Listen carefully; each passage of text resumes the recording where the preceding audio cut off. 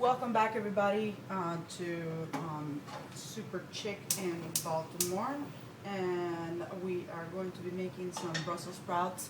Brussels sprouts are a power food, by the way. They are excellent for you, high in fiber, high in protein, high in everything that is good for you.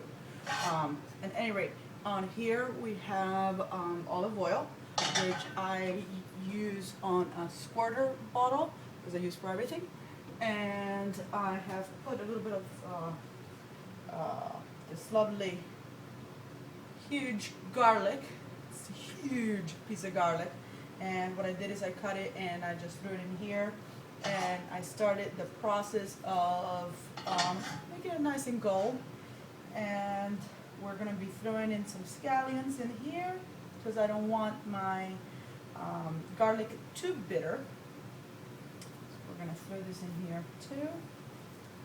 And some people like their Brussels sprouts a little bit on the crunchy side, and some people like it on the non-crunchy side. They like it on the soft side, and I like it on the crunchy side. But I have cooked these particular ones this way, and they come out really, really good soft. So I am going to have to make them soft. Here we have our concoction going here of scallion, maybe a little bit more of olive oil, scallions, and the garlic, and then we're just going to go ahead and throw in. What I did is I cut the end of the Brussels sprouts. The end is where it attaches to the plant, and I cut that off. And then what I did is I halved it. If you want to cook it really fast, you can go ahead and do it in quarters. I'm not really in a rush, but it does cook faster. Let's go ahead and put this on a medium level so you don't burn your garlic. And put that in there. The other one that's really small. Pretty much what you want your food to be pretty much of the same size. So if you have some bigger size Brussels sprouts, you want to cut them to the size of the smaller ones, because that way they can all cook at the same time instead of having food that cooks unevenly. You're going to have the bigger pieces are going to cook, are going to require more time than the smaller pieces. It's a very logical thing, but we don't think about it. And then the food does not come out right. So if you pretty much make all your pieces pretty much same size, it's going to cook nice and even, and it's going to cook all approximately about the same time. So I'm going to throw a little bit more of olive oil here. Olive oil is also very good for you. As this cooks, we're going to give it a nice little stir. I'm going to increase just slightly. I have a small little piece in here. And I'm going to cut just a few mushrooms. You don't want to throw your mushrooms in here. These mushrooms actually are nice and clean. And we're just going to go ahead and you can half them, or what I'm doing here is I am just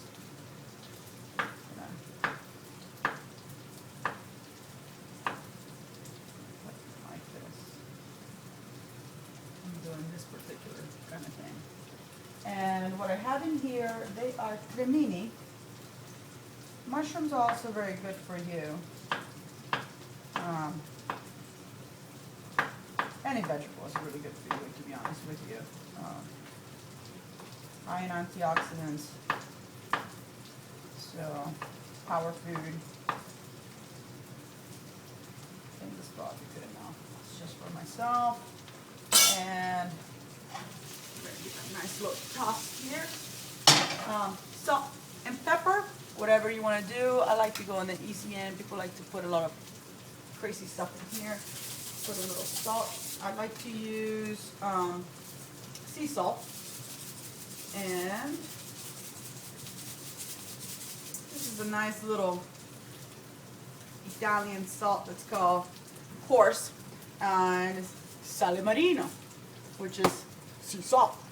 On this end, we are going to use, and I bought this, I believe I actually got this at Whole Foods, and it's called Wegmans, I recall.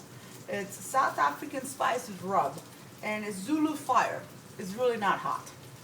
I can take a lot of heat, but really it's not hot. I have had a lot of people actually tell me that this is not hot, and they're like, "Oh, really? That was not hot." And I think it's a rub, but I use it on this. It comes out very nice. It gives it a little kick, but it's not hot, as in like, "Oh my God, I'm on fire!" No. And also, spicy food increases your metabolism. So it's good to eat spicy food. A lot of people always say, it's like, "Oh my God, I don't like spicy food." I understand. When I was a child, I didn't used to like spicy food. In fact, I hated it. My mother and my brother had competitions on who used to eat spiciest food. Now, as we're older, my mother and my brother cannot really eat the amount of heat that I can take. I can really take a lot of heat. Literally, I can eat a lot of hot food and be okay and not be crying. And it's kind of funny that my brother and my mother nowadays, when I eat hot and spicy food, they look at me and they're like, "What happened to you?" And I said, "Well, it's good for you." And I have given it a try, and I have gotten accustomed, and here I am. So this is doing its thing over here. You can hear it doing beautiful stuff. And we are going to throw in here some of this lovely, I'm breaking them apart just a little more, playing with my food before it cooks. And I can see that the Brussels sprouts have actually absorbed some of the olive oil. So I'm going to throw in a little bit more of the olive oil in here. And I'm going to give it a nice little toss.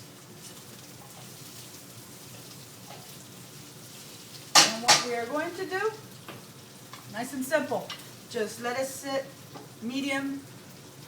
We are going to cover this puppy with a cover. So cover it up.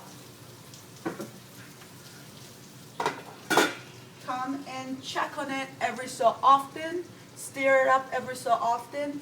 And just make sure, just try a little piece of the Brussels sprouts and make sure it's at the texture that you like it. Enjoy and have fun. Be healthy, slightly unhealthy, but keep it real. Thank you for watching again. Super Chick here in Baltimore. Thank you.